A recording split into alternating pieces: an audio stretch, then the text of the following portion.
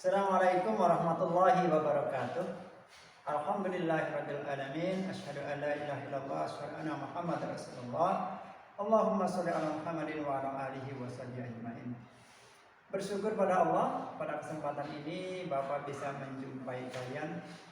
Meskipun rindunya ingin bertemu langsung,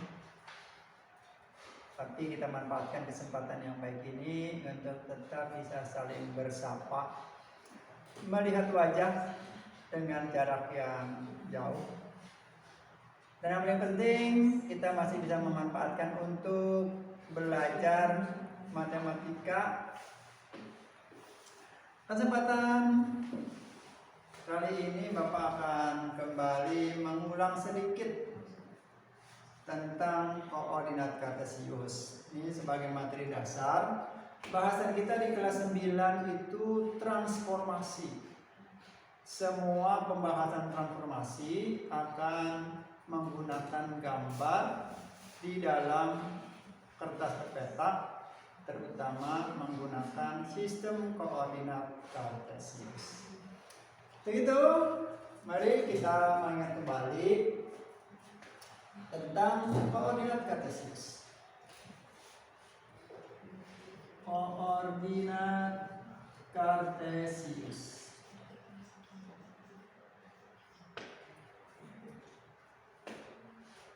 Papan tulis ini merupakan sebuah bidang. Di dalamnya ada kotak-kotak. Sehingga boleh kita katakan ini merupakan bidang berpetak. Kemudian, bagaimana supaya dia menjadi bidang kartesius? Ketika diberi sumbu, pertama diberi sumbu mendatar, horizontal, sumbu X. Jadi sumbu X ini digambarkan horizontal, mendatar, lurus garisnya, dan di garis kotak yang sudah ada itu kita tarik garis 3 lebih tebal. Jangan di tengah kotak. Jadi ditegaskan membuat garisnya tepat pada garis kotak buku. Kemudian garis X sudah kita gambarkan mendatar, maka yang kedua adalah sumbu Y. Sumbu Y merupakan sumbu vertikal. Diberi tanda panah yang artinya masih berlanjut. Sebenarnya ke bawahnya juga nih masih berlanjut, ke kiri masih berlanjut, ke kanan masih berlanjut. Dengan demikian sumbu X dan sumbu Y saling berpotongan tegak lurus karena antara yang mendatar dengan yang vertikal dia akan membentuk sudut siku-siku. Jadi ini pasti, dan kita pastikan dia siku-siku. Jika mengulang, mengingat materi-materi sebelumnya, bahkan sejak SD kalian sudah bertemu dengan pelajaran koordinat kartesius. Yang perlu diingat berikutnya, bahwa perpotongan sumbu X dan sumbu Y ini disebut sebagai titik pangkal koordinat. Sebagai pangkal, maka di sini baik X-nya maupun Y-nya dia 0. Pada saat X-nya 0, Y-nya juga 0. Diberi huruf O.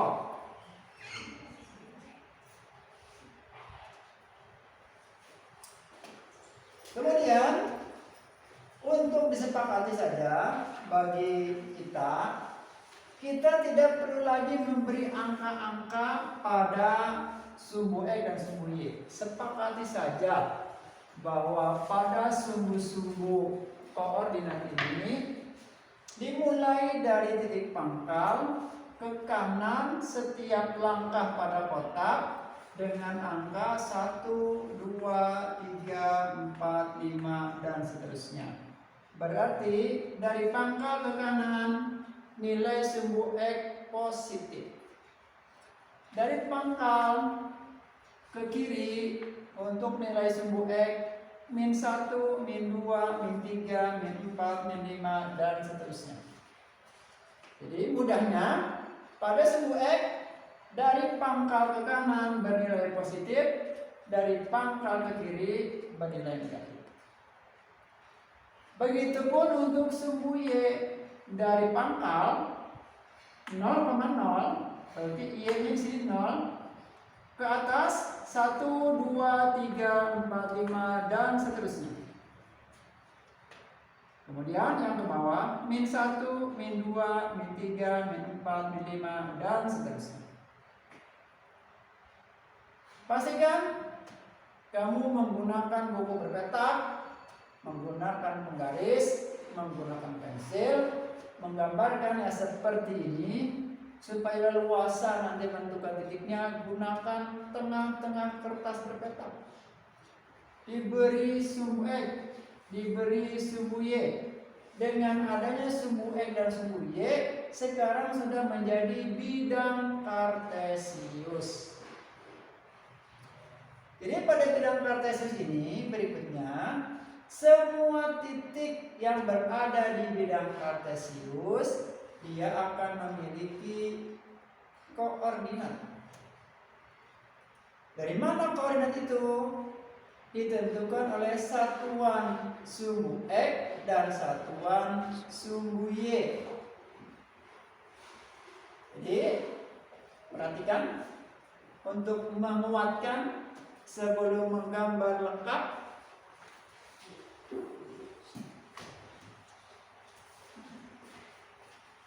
Pangkal koordinat 0,0 ke kanannya berurut 1, 2, 3, 4, 5 dan seterusnya. Ke kiri min 1, min 2, min 3, min 4, min 5 dan seterusnya. Untuk sumbu Y ke atas 1, 2, 3, 4 dan seterusnya. Sebaliknya ke bawah min 1, min 2, min 3, min 4, min 5 dan seterusnya. Untuk menjadi patokan, sebut saja bahwa daerah yang ada di sini berarti daerah untuk X positif, Y positif. Ini sebagai patokannya saja. Berarti yang depan positif, yang belakang juga positif. Untuk daerah kedua di sini berarti kita melihatnya ke kiri negatif, ke atas positif. Kemudian yang ketiga, ke kiri negatif, ke bawah negatif. Terakhir, nih ke kanan positif, ke bawah negatif. Karena setiap titik koordinat memang dia dinyatakan dengan titik koordinat selalu dinyatakan dengan X, Y. Nah, dengan tulisan seperti ini berarti X-nya yang depannya positif, Y-nya di belakang juga positif untuk daerah ini. Yang kedua, depannya X negatif, Y-nya positif. Yang ini depannya X negatif, Y-nya negatif. Yang di sini kembali X-nya sudah positif, Y-nya negatif. Lebih gampang diberikan contoh. Contoh titik koordinat seperti berikut. A dengan koordinat 5,3. Artinya X-nya 5, Y-nya 3. Supaya gampang kita tunjuk saja dari pangkal koordinat. X-nya 5. Berarti 1, 2, 3, 4, 5. Pasangannya 3 3 positif untuk Y. 1, 2, 3. Langkahnya tidak perlu diberi tanda, langsung saja titik yang dimaksud kita tuliskan. Itu contoh pertama. Yang kedua, B. Misalnya Bapak ambil koordinatnya min 3,4. Berarti X-nya min 3, tunjuk dari pangkal kemana min 3? Ya, ke kiri. 1, 2, 3. Pasangannya Y4. Berarti positif. 1, 2, 3, 4. Tuliskan D min 3,4. C. Ambil angkanya yang dekat supaya tidak terlalu luas bidangnya. Min 4, min 2. X-nya min 4, tunjuk pangkalnya. 1, 2, 3, 4. Y-nya min 2. Mana? Ke bawah, min 2. 1, 2. Maka ini menjadi C min 4, min 2. Min dan min. Tuh. Akut. Terakhir, D dengan koordinat diambil misalnya 7, min 1. X-nya 7, tunjuk dari pangkal. Jadi selalu perhitungan koordinat dari pangkal. Kemana X 7 positif itu? Ya, ke kanan. 1, 2, 3, 4, 5, 6, 7. Sedangkan Y-nya adalah min 1, turun. Ini D 7, min 1. Dengan demikian, pada bidang kartesius yang kita gambarkan sudah mendapatkan contoh sebuah titik yang menempati daerah positif-positif, ada juga daerah negatif-positif, ada juga daerah negatif-negatif, dan daerah positif-negatif. Kiranya menjadi gambaran bahwa setiap titik yang ada pada bidang kartesius maka dia akan memiliki koordinat. Sebaliknya, setiap yang memiliki koordinat dapat ditentukan titiknya pada bidang kartesius. Mudah kan? Mudah. Mudah kan?